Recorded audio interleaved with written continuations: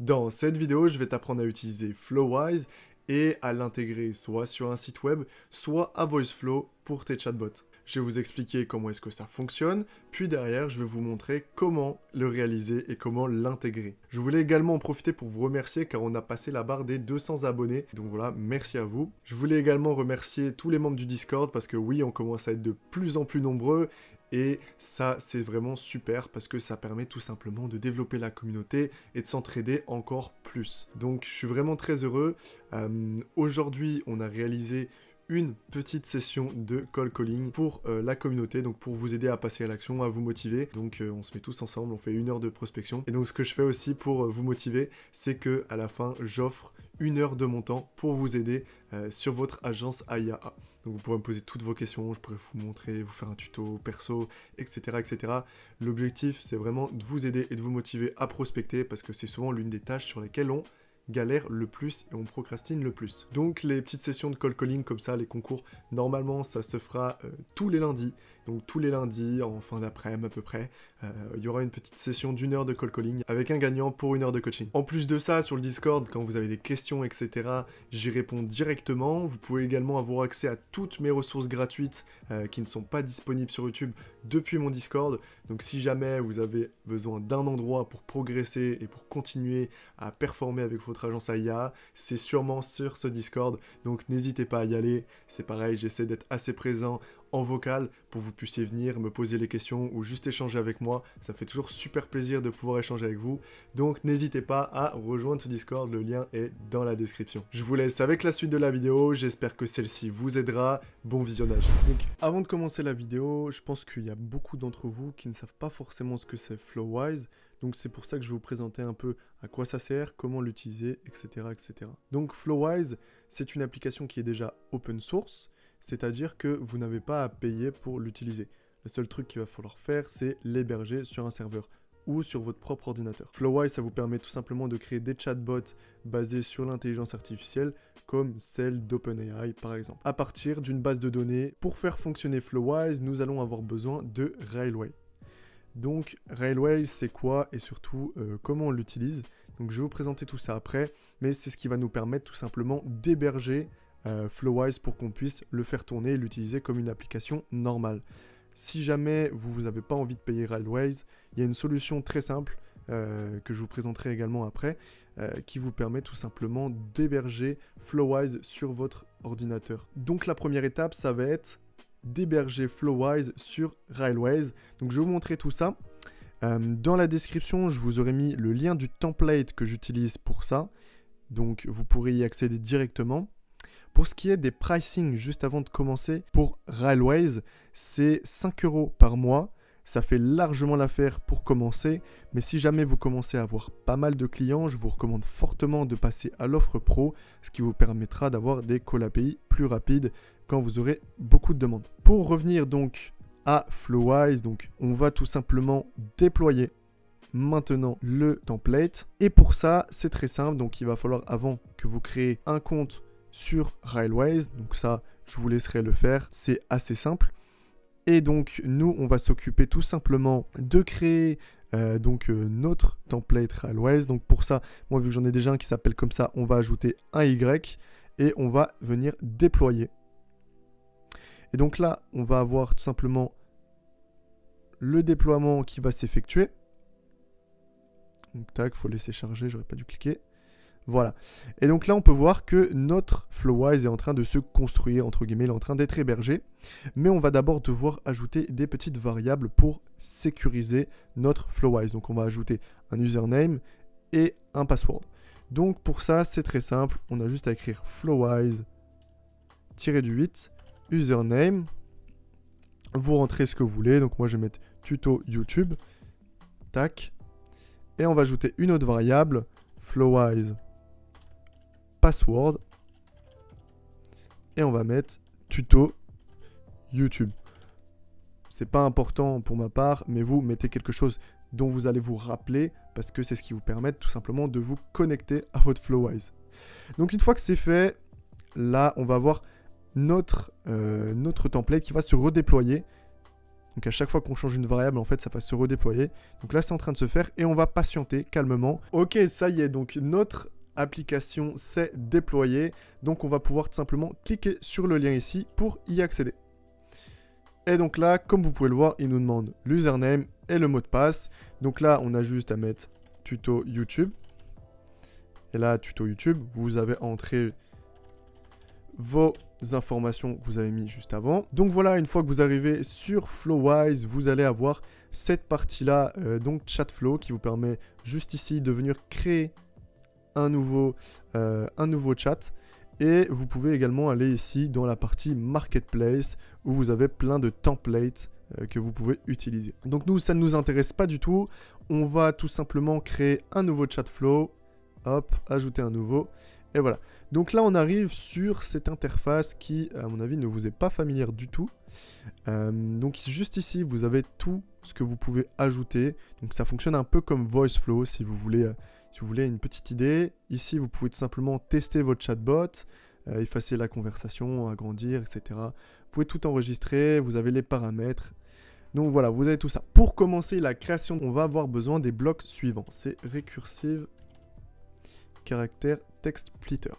Vous venez ici, vous le déplacez, vous le mettez comme ceci. On va également avoir besoin des documents que l'on va générer dans notre base de données. Donc là, on a les documents texte. Donc text file, juste ici. Pour ma part, j'en ai deux, donc je viens en chercher un deuxième. Si jamais vous avez besoin d'intégrer dans votre base de données un site web ou même un document PDF, vous pouvez tout simplement taper ici Scrapper. Et là, vous avez du coup Puppeteer Web Scrapper. Il y en a plusieurs. Moi, perso, j'utilise celui-ci. Et si jamais vous voulez, du coup, pour les PDF, c'est très simple.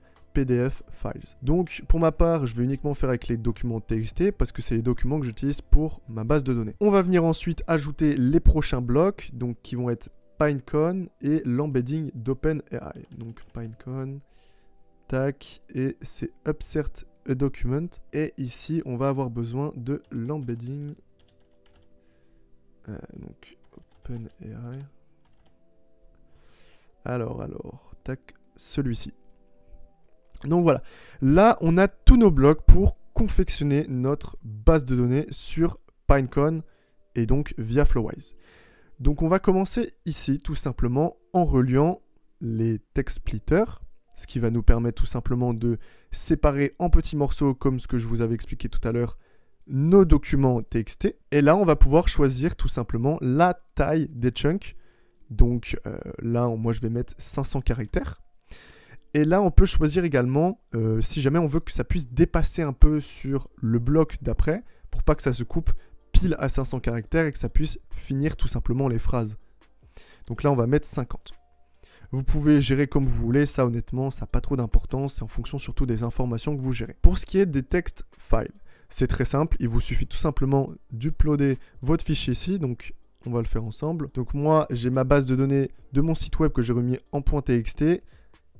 Et on va faire la même chose, tac, on va ajouter les informations de contact. Donc ici, on a tout simplement nos deux text files qui sont découpés en blocs de 500. On va passer à la suite et on va connecter tout ça à Pinecone. Donc pour ça, c'est très simple, il nous suffit de venir relier les points ici à document et de venir relier l'embedding dans le point embedding, tout simplement. Pour utiliser l'embedding d'OpenAI, il va vous falloir l'API d'OpenAI.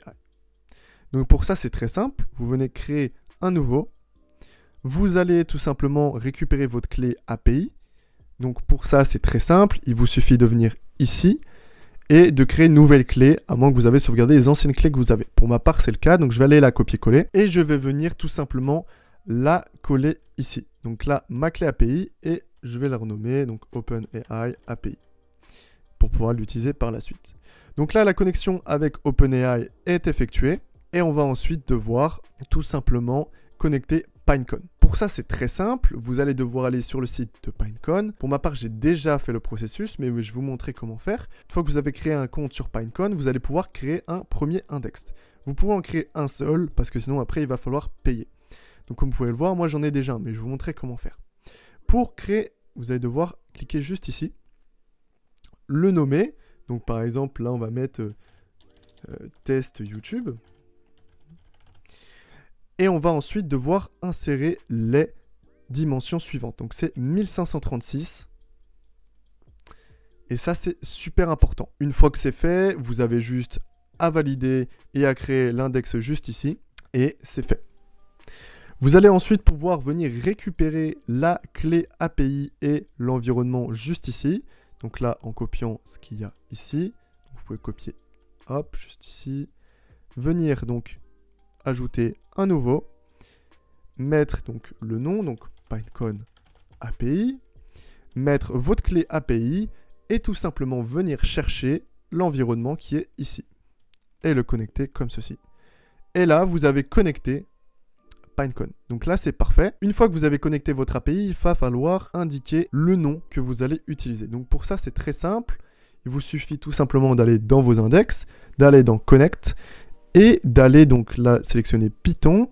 Et dedans, vous allez avoir le nom qu'il faut copier. C'est tout simplement le nom que vous avez ici. Vous venez le coller ici. Et là, vous avez tout simplement votre première partie du chat flow qui est configurée. Pour récapituler un peu ce qui se passe sur ce qu'on vient de faire, c'est très simple. On a tout simplement nos documents.txt qui sont notre base de données et les informations que l'on veut utiliser, qui vont être coupés en petits morceaux de 500 caractères avec un dépassement autorisé de 50 pour que les phrases ne soient pas coupées et que l'IA puisse aller les chercher. Tout ça, c'est stocké sur Pinecone. Et on a besoin de l'embedding d'OpenAI pour que les données qui sont stockées sur Pinecone puissent être interprétées et comprises par l'API d'OpenAI. Une fois que c'est fait, on va pouvoir passer à l'étape numéro 2. Donc on enregistre tout ça et on va le nommer partie 1. Hop, et on va pouvoir créer la partie numéro 2 du chatbot. Donc on va devoir reprendre la suite du flow. Donc c'est très simple. Si jamais je crée une deuxième partie, en fait, c'est pour vous expliquer un peu pourquoi est-ce qu'on n'a pas tout fait au même endroit, car oui, c'est possible. J'ai créé cette deuxième partie tout simplement parce que ça évite d'utiliser tous les blocs qui ont été faits avant. C'est-à-dire qu'à partir du moment où on va faire un call API, on ne va pas devoir passer par ce bloc-là, ce bloc-là, ce bloc-là, ce bloc-là et ce bloc-là. On va devoir passer uniquement par ces blocs-là et les blocs qui seront constitués après. Ça évite de perdre du temps et ça permet tout simplement d'avoir un chat flow qui est plus rapide. Donc on va commencer par ajouter l'embedding d'OpenAI. Donc hop, il est ici. On va pouvoir venir y ajouter notre bloc Pinecone. Cette fois-ci, on choisit Load Existing Index car on a déjà créé notre index précédemment et on va pouvoir relier les deux. Là, c'est très simple. Vous pouvez connecter votre API directement. Et ici, c'est très simple. Vous avez juste à copier le nom de votre index. Donc, vous allez sur Connect, Python, Chatbot Omnia, et hop, c'est collé. Donc là, cette partie, c'est fait. On va devoir passer à la partie de la création du chatbot que l'on va pouvoir réutiliser derrière dans VoiceFlow.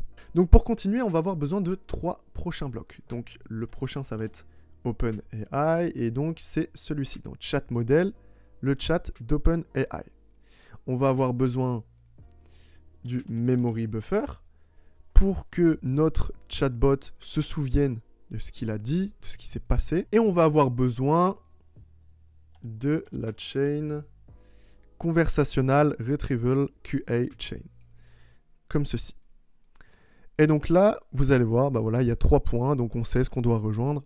Donc le langage de modèle qu'on utilise, c'est OpenAI, donc on le relie. Le vector store, donc c'est notre base de données, elle est ici. Et la mémoire, c'est ici. Donc là, on a tout relié ensemble et tout est connecté. Donc on va devoir, dans un premier temps, connecter donc notre API OpenAI, comme ceci. Moi, je vous conseille de garder GPT 3.5 Turbo et par contre, de diminuer un peu la température. Pour ma part, je mets 0.3. Pour ce qui est de la Conversational Retrieval QA Chain, il va falloir que vous ajoutez un prompt juste ici. Donc moi, j'ai un prompt qui est déjà prêt. Alors, je vais le prendre. Tac.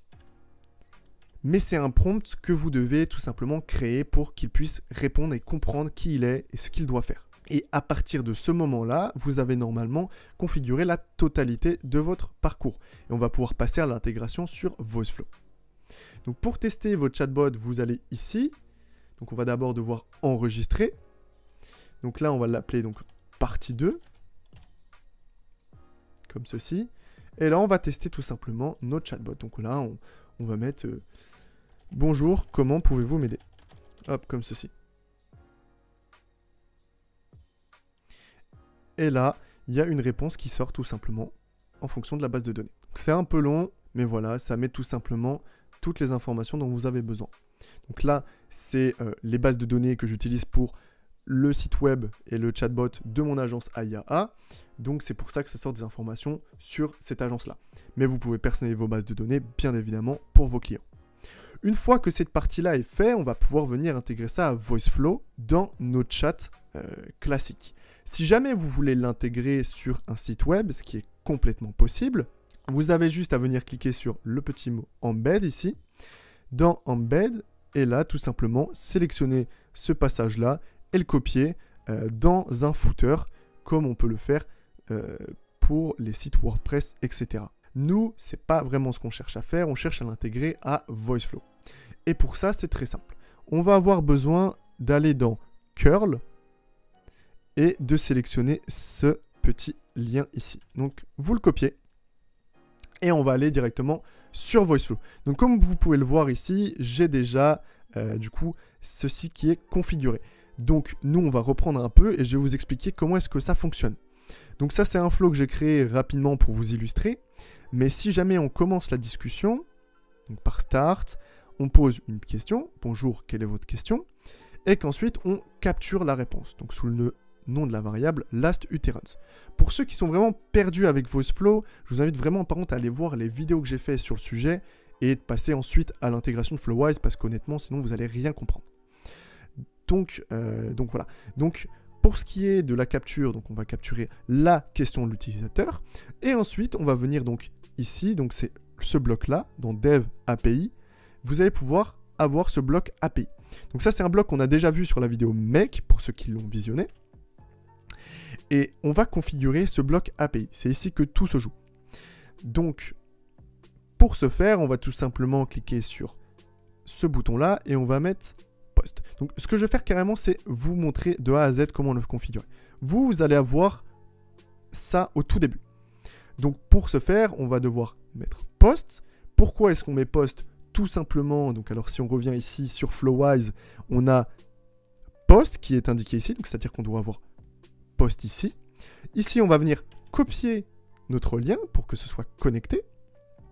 Et ensuite, dans le header, on va venir tout simplement indiquer les informations qui sont ici.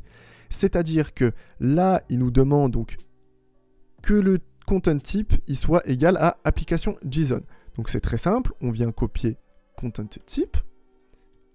Hop. Alors mince, ça c'est pas copié. Hop, content type. CTRL C. On colle ça ici.